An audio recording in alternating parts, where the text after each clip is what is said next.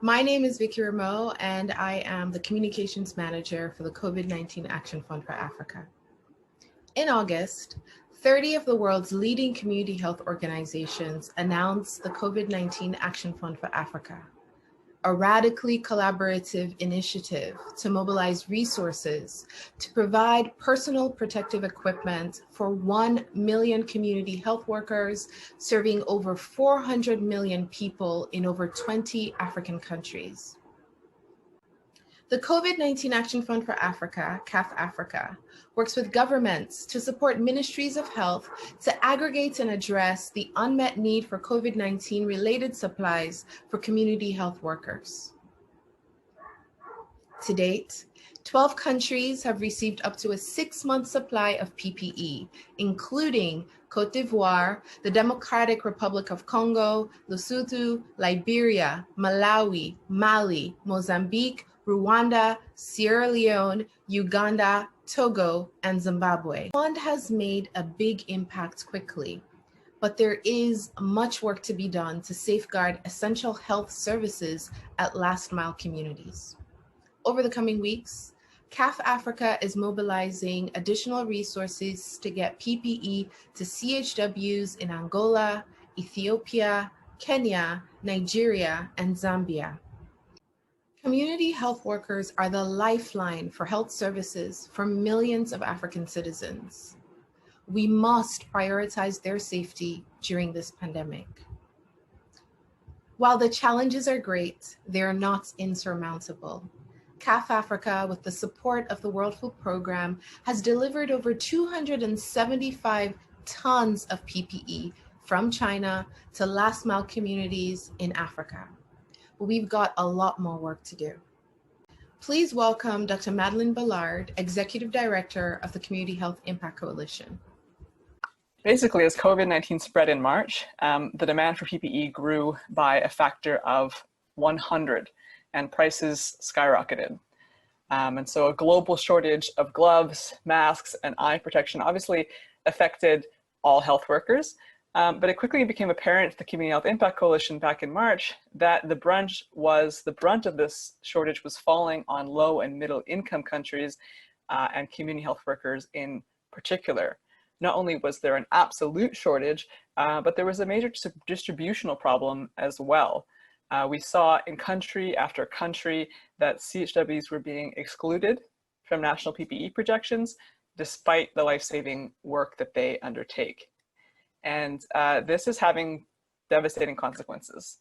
While we know that everyone is quote unquote over hearing about COVID, COVID is unfortunately far from over. As you can see in the animation running on the screen behind me, cases in Africa continue to rise by 6% every single day. We are mid-emergency.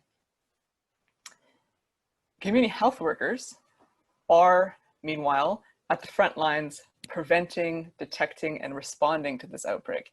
Yet without PPE, they put themselves and their patients at risk. In every country, and I want to make this clear, in every country covered by the fund, all 24 countries, CHWs are relied on for services as diverse as malaria testing, providing vaccinations, malnutrition case management, case finding, home-based care for COVID patients. And this is the critical part. None of what I just mentioned, none of these services can be done over the phone from 6 feet away or with only a homemade mask. And it's reductions in precisely these types of services that often kill more than the pandemic itself. We saw that during Ebola, and we're already unfortunately seeing this now due to the lack of PPE for frontline workers. Moreover, CHWs go house to house. So without PPE, they risk becoming disease vectors themselves. And we've already seen again, following the drop in access to protective gear on the continent, there was a 203% increase in COVID-19 infections among healthcare workers. And this is in the context, of course, of an already acute health worker shortage. Meanwhile, the evidence couldn't be clearer. A recent JAMA article, the first study actually looking at PPE for CHWs in COVID, found that without complete PPE, nearly 1 out of every 5 CHWs were infected with COVID. With complete PPE, so a mask, gloves, face shields, none, 0% were infected whilst carrying out their door-to-door duties. If we had a drug that worked that well, we'd be sending it to every health worker on Earth. Yet, in communities around the globe, CHWs, who are the face of essential services, are still going without this essential tool to continue their work in providing essential services. I'm going to tell it to you straight.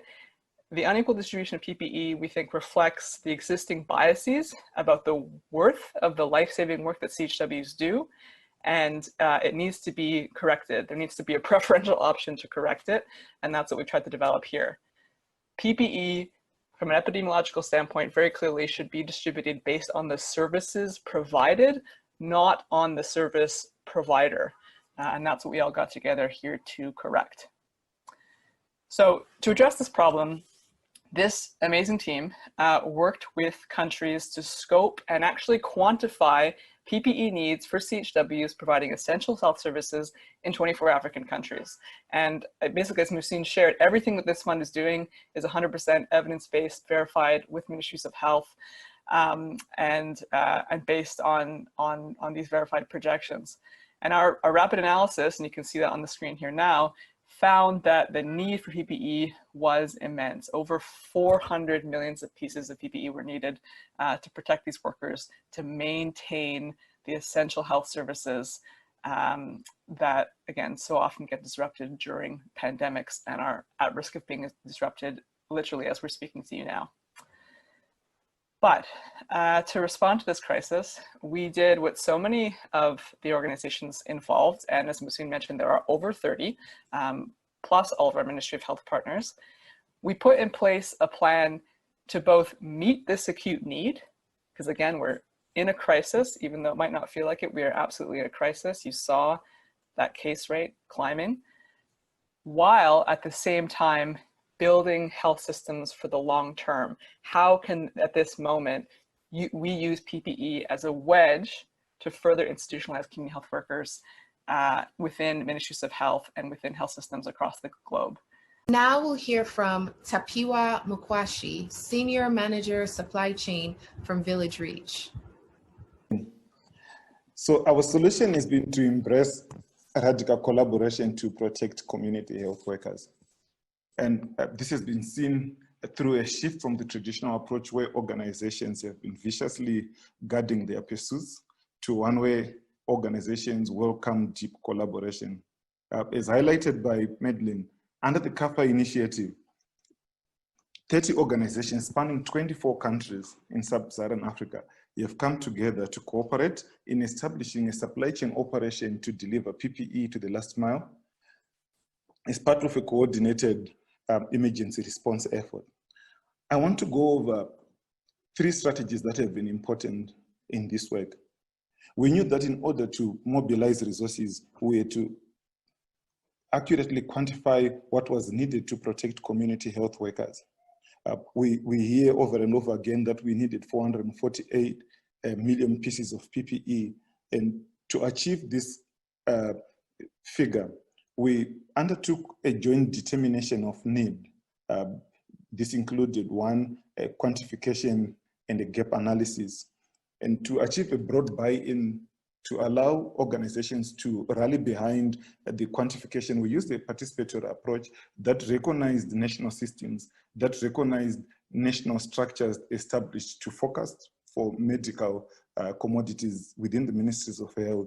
And so we worked jointly with several organizations who work under the Community Health Impact Coalition and the Community Health Acceleration Partnership across the 24 countries to support the ministries of health in inputting assumptions related to community health workers, the number of community health workers serving in different locations, the type of PPE that was required to provide the services that they were authorized to do.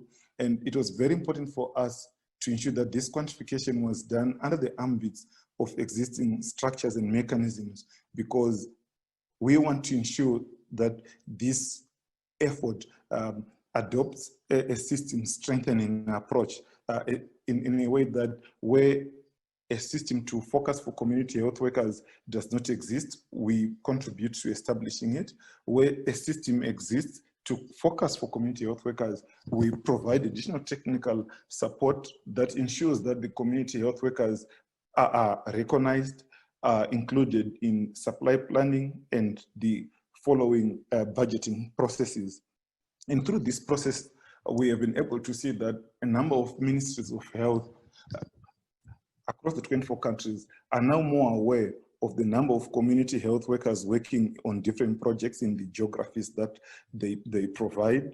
They are prioritizing community health worker interventions in that they are including in supply planning processes, last mile logistics, all the elements that are required to receive and deploy items to the community health workers as needed. So we recognize that community health workers need to be protected now, but they also need to be protected into the future. This is a long-term thing. This is not a stopgap measure to just protect them now and vanish once the emergency is gone. And so we are looking at the processes, working with the Ministries of Health with a long-term focus, and that's why we are following a systematic approach. And in a big way, this initiative is allowed for the Ministries of Health to see that community health workers are important and must be integrated into planning and budgeting. To allow for us to create efficiencies that traditionally are missed by many players in the sector around procuring at competitive prices, procuring in large quantities, we established a pooled procurement mechanism leveraging on the competencies and expertise of direct relief. And so a number of the orders that different partners were meant to be procuring on their own on a non-competitive basis were pulled together, leveraged on an order platform created by direct relief. And this has seen us, I'm saying this because we've benchmarked the prices that have been achieved by direct relief with what is being achieved by other partners. So we're getting competitive price, we're getting competitive delivery times, and this has been very good in creating the efficiencies and effectiveness that are required in this initiative. I like this slide for one thing. The graphic here gives a full story about how we have many players in this sector who would ordinarily be competing in the geography, coming together under one voice to work with an entity that has the capability to procure across 3 continents, to arrange the first mile logistics related to whether it's air shipments, ocean shipments, and delivering them to the points of entry across the 24 countries. We've worked with in-country partners to support the Ministry of Health in supporting middle mile logistics, customs clearance, staging and storing the items at the central medical stores, and repacking the commodities into kits and delivering them into the last mile. So this whole coordination, this whole cooperation amongst the stakeholders across many geographies really points to a radically collaborative mechanism, which is a capacity to continue benefiting community health workers and elevating and prioritizing them into the near future. Thank you. Thank you, Tapiwa. And now we'll hear from Thomas Tighe, CEO of Direct Relief. Everybody who's taken the time to join us today. It's a privilege for Direct Relief to be part of this collaboration and this global coordinated effort. You know, the old joke is everyone is for coordination as long as they are the coordinator. And that is not the case here. I think it's a rare privilege for us to be part of this. So I think the slide that's up right now, you can see what the progress has been. I think it's 42 million units of PPE, 12 countries so far. I think we're breaking it down by the type of product. And just as kind of a couple of contextual points I think are important, at least from my perspective. Direct Relief, this was the largest purchase that our organization has made in 72 years, other than the building that we built so that we could be an accredited drug distributor. As a signal of the seriousness with which our organization takes this. I think, as Madeleine and others have said, the role and importance of community health workers is unquestioned. We saw it in Ebola. We see, in the United States, Direct Relief is supporting community health workers here for the exact same reason. They prevent hospitalizations, they detect disease early, they keep people healthy and out of the hospital. It's a low cost, high value, high impact investment. And it's unfathomable that they're last in line for support, but they are. So I think the effort is to really mobilize the private philanthropic resources as the public institutions are clearly overwhelmed.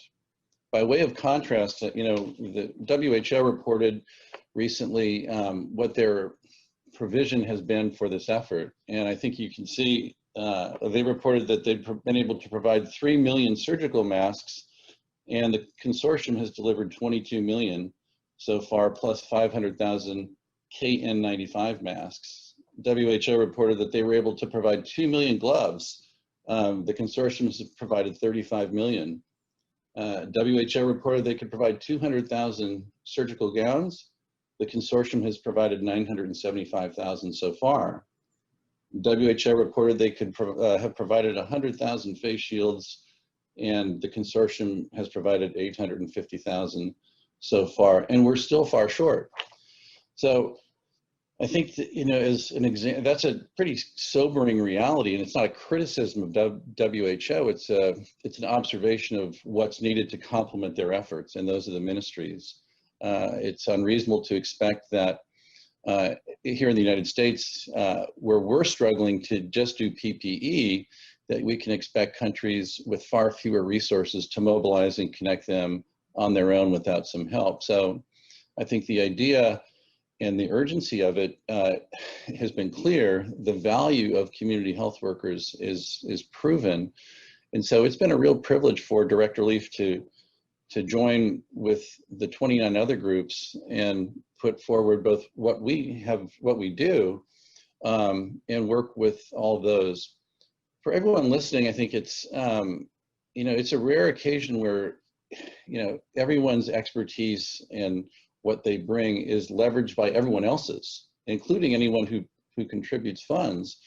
The groups are using what they've got. They're not charging this fund to do it. This is what they do, and this is what Direct Relief does. So I think it's the photos you saw if you tuned in early of the flights leaving from Shenzhen. That was the World Food Program. That's the backbone kind of operational arm of the United Nations. They agreed to haul this for free. So it's been 240 tons on 11 cargo flights that, had we done it even at low cost, it would have been $4 to $5 million in costs that have been averted. So really the funding pool is to just obtain the items at the lowest cost possible. And we've been very fortunate to be able to do that. Direct Relief's cost of goods obtained is usually zero because companies like 3M and BD are so generous with their product contributions. That's not possible in this case, as the world market has been so upset, prices remain high. And I think when we have been able to go out and purchase with the $10 million that Direct Relief put forward, followed by the $2.5 million that the Crown Family Philanthropies put in, which was astounding, the pricing that we've been able to get, it's discounted because it's not a commercial arm's length transaction. People understand the groups involved. We have no agenda. We're just trying to get help with really right now a relatively small pot of money to people who don't have it, won't get it otherwise, and need it now. I will add that Direct Relief works in emergencies, and one of the things you learn is that an emergency means you've got to move. You cannot analyze global warming in all of its context when there's a fire burning outside town. So I think you have to do it thoughtfully, but it has to be done fast. So I think it's a privilege for us to be part of it. We're committed, obviously, deeply to seeing it through. And for anyone who's in a position to participate in any way, please know that you will get the best efforts of all 30 of us collaborating partners. Thank you, Thomas. And now we'll go to Sierra Leone to meet Ramatu Jalloh, a community health worker and supervisor with the Ministry of Health and Partners in Health in Sierra Leone. And protecting community health worker is like if you are protecting the whole nation. because the community health workers, we are the frontliners, just as you said. And most of us here in Sierra Leone, we are victims of HIV positive. So our immune is very low. Quickly to collect different diseases from other patients. So during this COVID, the best thing you have ever done is to protect us, because it gives us confidence to do our job, because we are the bridge between the community to the facility. And mind you, we are dealing with local people. Sometimes social distance is very hard to maintain, because they're used to us, not just for COVID. We are community health workers for different types of diseases, especially HIV and tuberculosis. They're used to us before COVID, coming very closer, right? So just because of COVID, we cannot just keep off from our people. So protecting us is the best thing for the whole world. CHWs, where you protect CHWs, you protect the nation, right? So as I'm here as a frontliner, I really happy of being protected.